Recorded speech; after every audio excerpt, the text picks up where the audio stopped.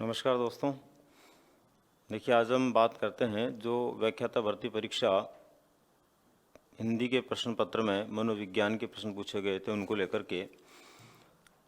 प्रश्न पूछे गए थे उनमें सबसे पहले निम्नलिखित में से कौन सा कथन असत्य नहीं है, यानी अपने को सही कथन इसमें से देखना है जो सही हो। केवल सांस्कृतिक अनुभवों को पाठ्यक्रम का हिस्सा बनाया जाए, दोनों सामाजिक सांस्कृतिक अनुभवों को पाठ्यक्रम का हिस्सा बनाया जाए, केवल सामाजिक अनुभवों को बनाया जाए, ना तो सामाजिक और ना असामाजिक। तो यहाँ पर होगा दोनों को पाठ्यक्रम का जो हिस्सा है वो दोनों प्रकार के होने चाहिए, सांस्कृतिक भी और सामाजिक भी। जब सामाजिक और सांस्कृतिक दोनों अनुभव होंगे तभी बालक को सकारात्मक प्रकार से दिशा दी जा सकती है। नेक्स्ट प्रश्न था इसमें, किसे अहम ग्रस्त छात्र की विशेषता के रूप में नहीं माना जा सकता। अहम जो है मनोविश्लेषणवाद के सिद्धांत के अनुसार वह प्रत्यय होता है, वह विचार होता है या वह घटक होता है जिसके द्वारा व्यक्ति वास्तविकता में जीता है। और वास्तविकता में जीने वाला जो व्यक्ति होगा उसमें कौन कौन सी विशेषताएं इनमें से होनी चाहिए, उनके अलावा जो है वो अपने को इसमें से देखना है। तो देखिए, इसमें सबसे पहले छात्र किसी पुरस्कार की इच्छा द्वारा अनुप्रेरित होता है। छात्र अपने आकांक्षा स्तर को अपने आत्म संप्रत्यय के अनुसार निर्धारित करता है। लक्ष्य की प्राप्ति हेतु छात्र अपेक्षित तल्लीनता प्रदर्शित करता है। अपेक्षित मानदंडों के अनुसार छात्र अपने व्यवहार को टालने की चिंता व्यक्त करता है। तो यहाँ पर देखिए, छात्र अपने आकांक्षा स्तर को अपने आत्म संप्रत्यय के अनुसार निर्धारित करता है, ये बिल्कुल पाया जाता है अहम में। लक्ष्य की प्राप्ति हेतु छात्र अपेक्षित तल्लीनता प्रदर्शित करता है, तो अहम के अंदर निश्चित रूप से ये भी पाया जाता है। अपेक्षित मानदंडों के अनुसार छात्र अपने व्यवहार को टालने की चिंता व्यक्त करता है। कहने का मतलब, जब व्यक्ति में अहम का भाव होता है उस समय वो अपेक्षित मानदंडों को प्राप्त करने के लिए कई बार इस प्रकार के व्यवहार होते हैं जिन व्यवहारों का संबंध चिंता से होता है, तो उसको टालने का प्रयास भी करता है। तो यहाँ पर होगा किसी पुरस्कार की इच्छा द्वारा अनुप्रेरित होता है। नेक्स्ट है, राष्ट्रीय पाठ्यचर्या रूपरेखा 2005 के अनुसार स्कूलों को किस प्रकार की पाठ्यचर्या अपनानी चाहिए। राष्ट्रीय पाठ्यचर्या 2005 यानी एनसीएफ 2005 के अनुसार किस तरह का पाठ्यचर्या होनी चाहिए। तो इस संदर्भ में सार्वभौमिक पाठ्यचर्या जो सभी विद्यार्थियों के लिए सुलभ हो, लचीली पाठ्यचर्या जो कमजोर विद्यार्थियों के लिए सुलभ हो, उदार पाठ्यचर्या जो सभी विद्यार्थियों के लिए सुलभ हो, उन्नत पाठ्यचर्या जो प्रतिभावान विद्यार्थियों के लिए सुलभ हो। तो देखिए, ये केवल एक प्रतिभाशाली बालकों की बात कर रहा है। यहाँ पर जो विचार है वो उदार पाठ्यचर्या को लेकर के दिया हुआ है, और यहाँ पर लचीली लेकिन के कमज़ोर के लिए दिया हुआ है। तो ये तीनों नहीं होकर इसमें होगा सार्वभौमिक, क्योंकि वर्तमान शिक्षा का जो उद्देश्य है या वर्तमान शिक्षा प्रणाली का जो उद्देश्य है वो सार्वभौमिक है, यानी सभी को समान रूप से लाभ प्रदान करने से संबंधित है। इसलिए राइट आंसर होगा सार्वभौमिक पाठ्यचर्या जो सभी विद्यार्थियों के लिए सुलभ हो। ठोस वस्तुओं पर आधारित मानसिक संक्रिया के परिणाम स्वरूप समस्या समाधान पियाजे के संज्ञानात्मक विकास कौन सी अवस्था को प्रदर्शित करता है। तो पियाजे के सिद्धांत के अनुसार जो चार अवस्थाएं होती है, उन चार अवस्थाओं में से मूर्त संक्रियात्मक अवस्था वह अवस्था होती है जिसमें बालक ठोस जो वस्तुएं होती है या मूर्त जो वस्तुएं होती है उनके संदर्भ में अपने विचार अभिव्यक्त कर पाता है। तो यहाँ पर इसका राइट आंसर होगा मूर्त संक्रियात्मक अवस्था के समय बालक जो है ठोस वस्तुओं पर अपने विचार अभिव्यक्त कर पाता है या मानसिक क्रिया प्रदर्शित करता है। अगला प्रश्न है इसमें, निम्नलिखित का सही युग्म बनाइए। अधिगम, धारणा, प्रतिपादक और समर्थक के अनुसार इसमें देखना है। तो सबसे पहले देखिए, उद्दीपक अनुक्रिया का सिद्धांत जो है ये थॉर्नडाइक के द्वारा दिया गया। इसके बाद में संकेत अधिगम टॉलमैन के द्वारा, क्षेत्र अधिगम कुर्ट लेविन के द्वारा, अंतर्दृष्टि का कोहलर के द्वारा, संबंध संरचना इसमें एक है, चार हुए। इसमें होगा देखिए उद्दीपन अनुक्रिया फर्स्ट में थर्ड, और उसके बाद में सेकंड में फोर्थ, सेकंड फोर्थ, ये हो जाएगा इसमें थर्ड नंबर वाला। नेक्स्ट है, निम्नलिखित में से कौन सा राष्ट्रीय पाठ्यचर्या रूपरेखा 2005 के मार्गदर्शक सिद्धांतों का हिस्सा नहीं है।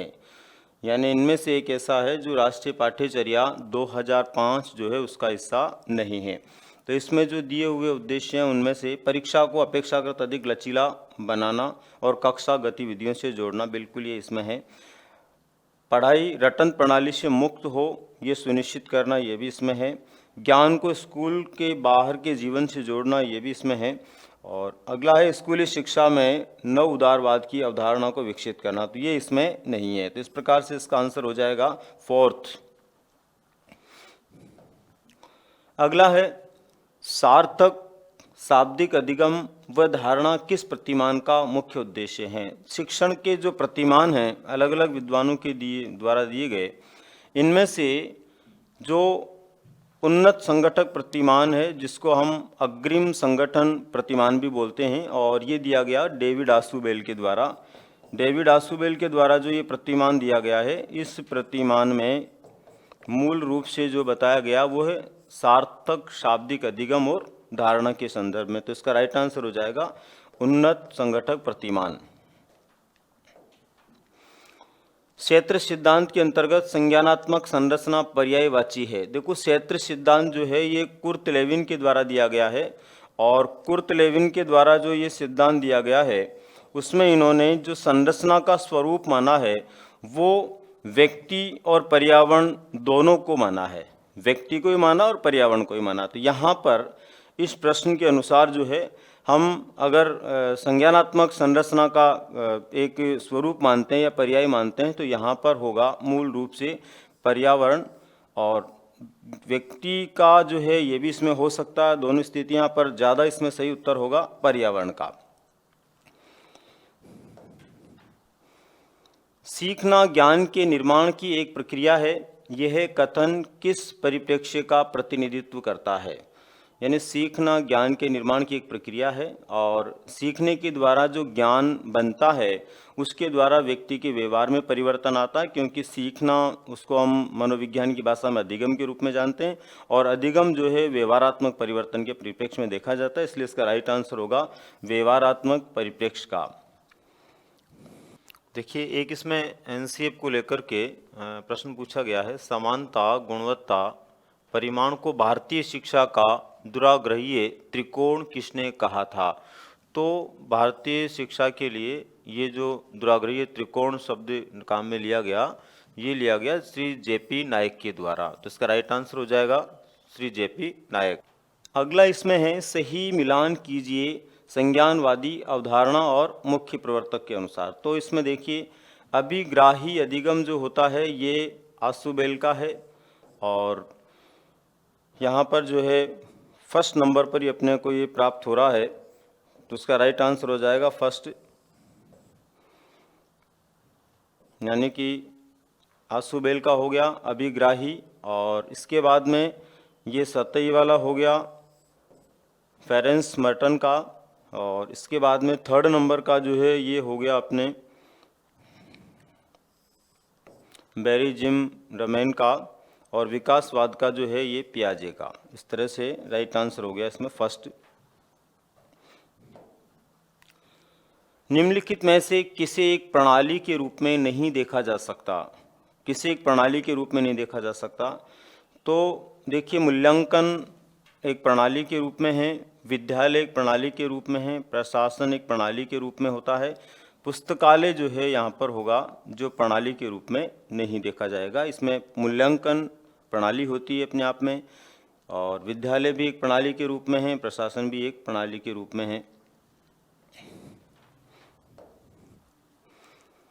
अधिगम के विभिन्न सिद्धांत व्याख्या करते हैं अधिगम के उत्पन्न एवं व्यक्त होने की प्रक्रिया का, संज्ञानात्मक अधिगम में व्यक्तित्व की भूमिका का, कौशल अधिगम में बुद्धि के योगदान का, अधिगम घटित होने के अभिप्रेरणा के महत्व का। अधिगम के विभिन्न सिद्धांत व्याख्या करते हैं। अधिगम के सिद्धांत व्याख्या करते हैं व्यक्ति में जो अधिगम उत्पन्न होता है और वो जो अधिगम उत्पन्न होता है, जो व्यवहार उत्पन्न होता है, वो व्यक्त किस प्रकार से होगा, यानी प्रकट किस प्रकार से होगा। तो अधिगम के अधिकतर सिद्धांत किस तरह से अधिगम पैदा किया जाए और किस प्रकार से जो है उसको व्यक्त किया जाए, इस प्रक्रिया को स्पष्ट करते हैं।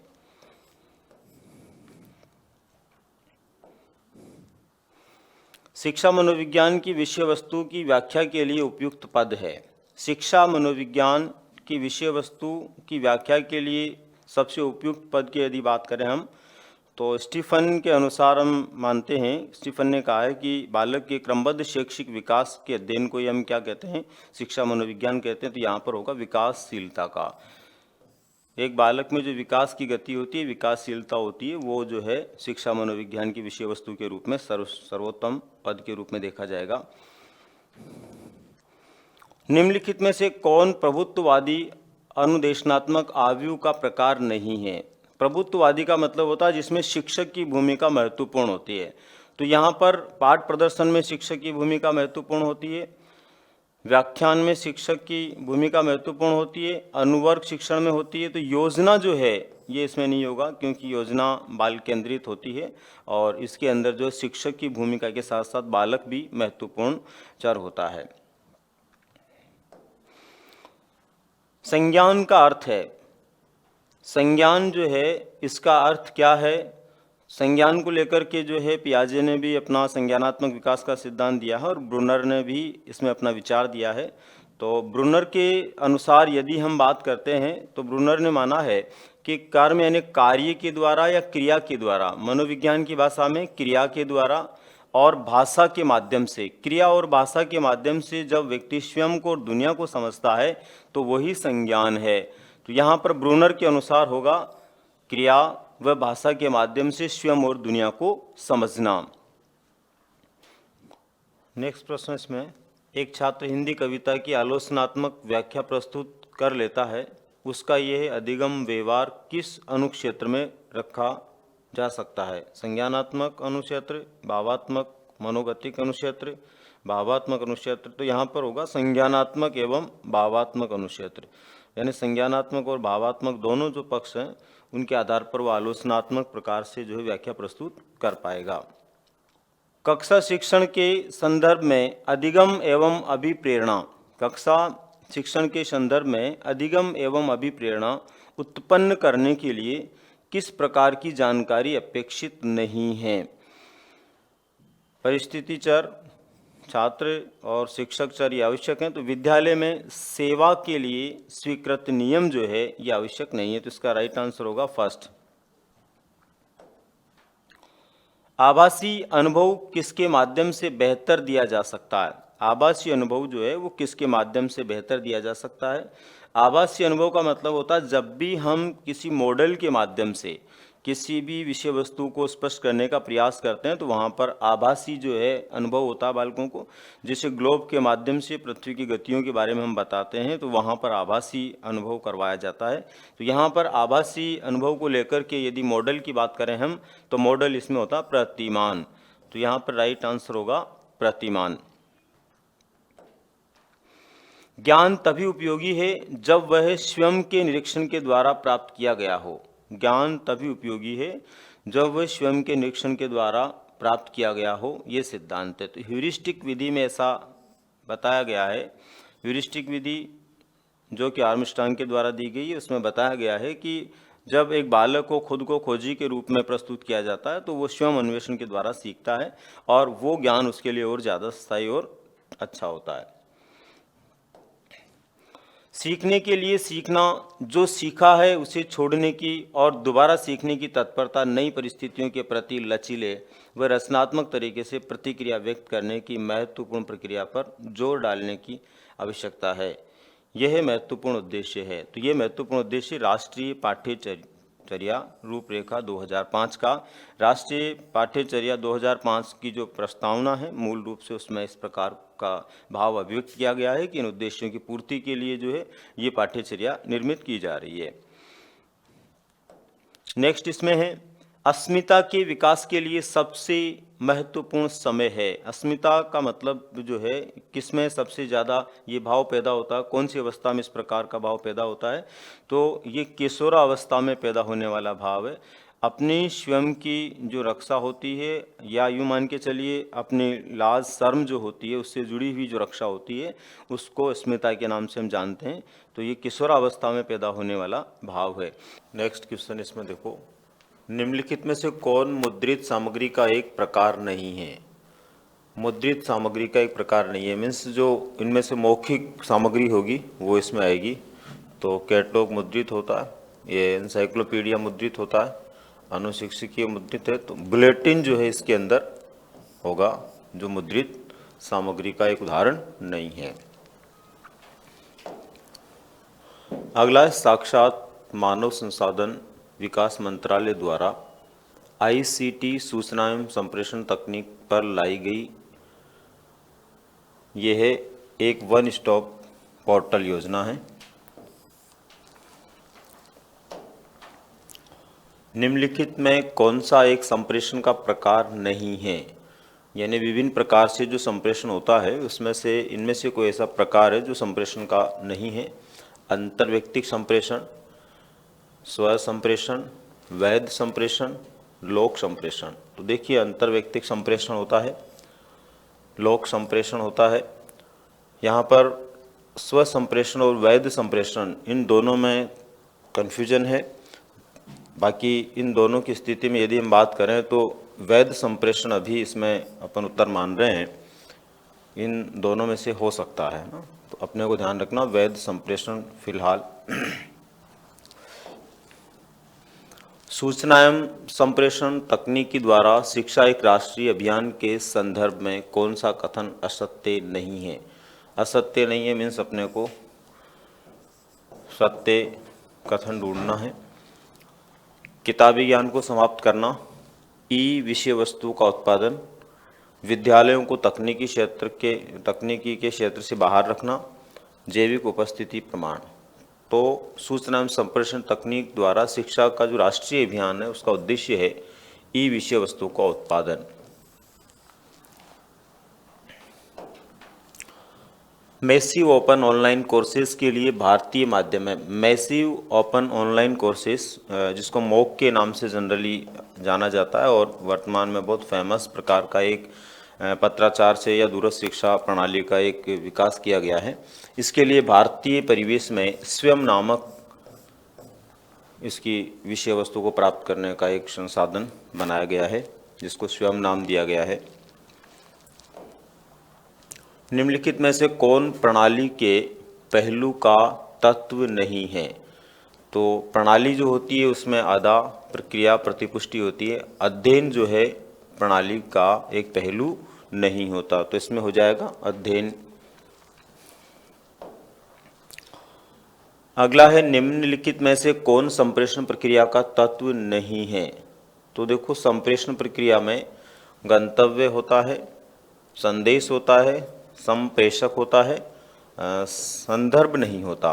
तो अपना यहाँ राइट आंसर हो जाएगा संदर्भ। इस प्रकार से दोस्तों हिंदी में पूछे गए जो प्रश्न थे जिसमें आईसीटी और साइकोलॉजी के पूरा प्रयास किया हमने कि जहाँ तक हो मैक्सिमम अपन सही आंसर तक पहुँच पाएँ, और फिर भी एक बार आप जो है इनको अपने तरीके से अवलोकित करें। धन्यवाद। Click on the subscribe button to subscribe to our channel. Press the bell icon on the YouTube app and never miss another update. Download Karsh app from Google Play Store. Karsh app is one-stop solution for your competitive exam preparation with lots of unique and amazing features like create your own custom test, add YouTube videos in app library, add web reference link for quick revision, make your own custom flashcards. For each chapter, you can give online test and analyze your performance. So download Karsh app now.